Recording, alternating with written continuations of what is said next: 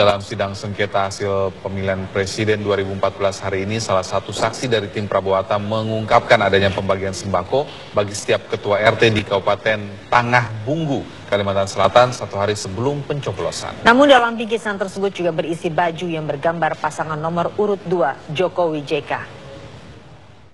Distrik Obab pada sebelum hari H tanggal 9 Juli, Mahkamah Konstitusi hari ini kembali menyidangkan sengketa hasil Pilpres 2014. Agenda sidang hari ini mendengarkan kesaksian dari pasangan Prabowo Hatta. beliau bertanya kepada KPPS. Salah satu saksi, Abdul Auda, mengungkapkan bahwa satu hari sebelum pemilihan presiden pada tanggal 9 Juli 2014, dirinya menemukan bingkisan yang berisi sembako dan baju pasangan nomor urut 2.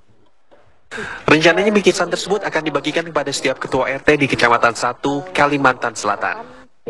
Yang saya mau sampaikan bahwa pada tanggal 8 tanggal 8 Juli, saya dan teman-teman menemukan tumpukan paket berupa sembako dan di dalamnya ada kaos pasangan nomor 2. Tanggal 8. Tanggal 8 malam. Di mana itu? Di tempatnya di kantor Kecamatan Satwe. Kantor kecamatan. Kantor Kecamatan Satwe. Saudara sendiri yang menemukan? Iya, dan teman-teman. Dan kebetulan waktu itu sebelum kejadian sampai ke Panwas, saya videokan. Kebetulan ada videonya. Sebagai tim sukses sudah lapor? Sudah saya lapor ke Panwaslu dan ada bukti laporannya. Ya, setelah melapor ada kelanjutannya? Ya itu dia. Katanya dari Panwaslu tunggu 3 hari. Setelah 3 hari kami ke sana lagi. Sudah melapor lagi untuk pendalaman. Abdullah juga menambahkan bahwa bingkisan adalah bingkisan lebaran, namun telah dibagikan pada tanggal 8 Juli atau satu hari sebelum pencoblosan Pilpres 2014. Dari Jakarta, tim TV One mengabarkan. Belum disumpah? Belum disumpah. Bentar dulu yang belum sumpah. Ya, sudah disumpah. Sementara itu, salah satu saksi yang diajukan oleh kubu Prabowo Hatta dalam sidang lanjutan gugatan Pilpres 2014 mengungkapkan kecurangan proses rekapitulasi di tingkat kabupaten. Akibat kecurangan, pasangan Prabowo Hatta tidak mendapatkan suara satu pun alias 0. Kenapa terjadinya nomor 1 mendapat angka 0? Itu ketua beserta 4 anggota memerintahkan masing-masing atau ketua KPPS dan PPD merekapitulasi nomor urut 1 kosong, nomor urut semua dikasih nomor urut 2. Skor terjadi mulai dikerjakan. Pertanyaan saya, di mana diperintahkan itu, kapan? Di Aula Pemda Kabupaten Dogiai ketika rekapitulasi dimulai. Jadi belum dimulai. Rekapitulasi di tingkat PPS dilakukan di aula itu juga pada hari yang sama dengan rekapitulasi kabupaten? Ya mulia, karena adanya perintah direkapitulasi ulang oleh KPU Kabupaten Dogiai. Direkapitulasi ulang. Apakah saudara melihat rekapitulasinya pada saat itu? Ya mulia, benar. Saya sendiri melihat, saya sendiri mendengar. Itu yang saya memberikan. Di dalam ruangan itu rekapitulasinya? Bukan di dalam ruangan, ya mulia. Ya, Ketua Partai Hanura memerintahkan keluar dari ruangan. Rekapitulasinya di luar halaman. Di halaman. Jadi PPS direkapitulasi di situ juga, rekapitulasi ulang. PPD juga rekapitulasi ulang di situ. Ya benar mulia.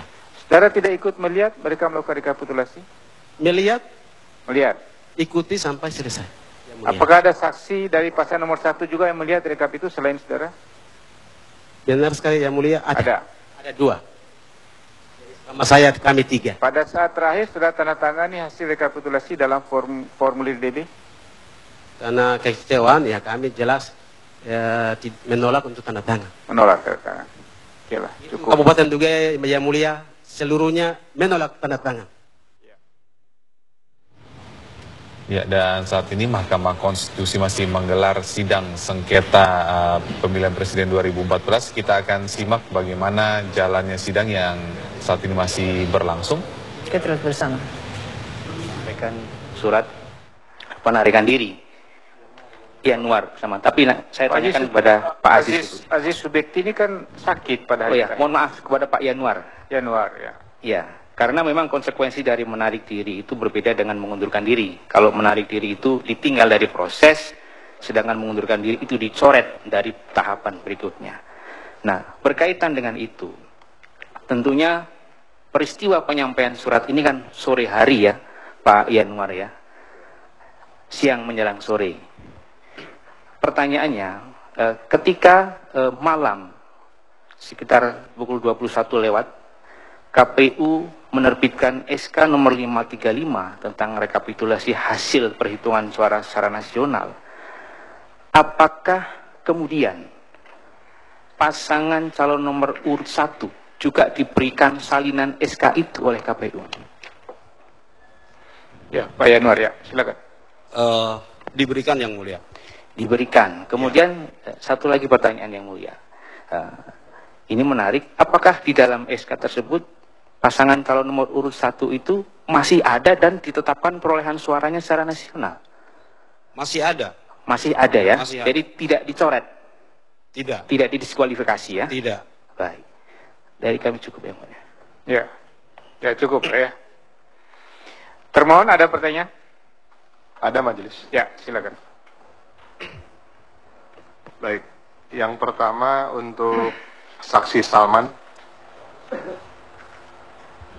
Pada waktu di TPS 21, apakah Anda ikut dari awal sampai selesai? Iya, saya ikut dari awal sampai selesai. Apakah Anda mengetahui perbedaan daftar pemilih tambahan dengan DPKTB? Tolong diulangi. Apakah Anda memahami perbedaan DPKTB dengan daftar pemilih tambahan? DPKTB itu setahu saya yang KTP tapi tidak memiliki undangan dan berada di domisili TPS tersebut. Baik, kalau yang menggunakan A5 dikategorikan apa di situ?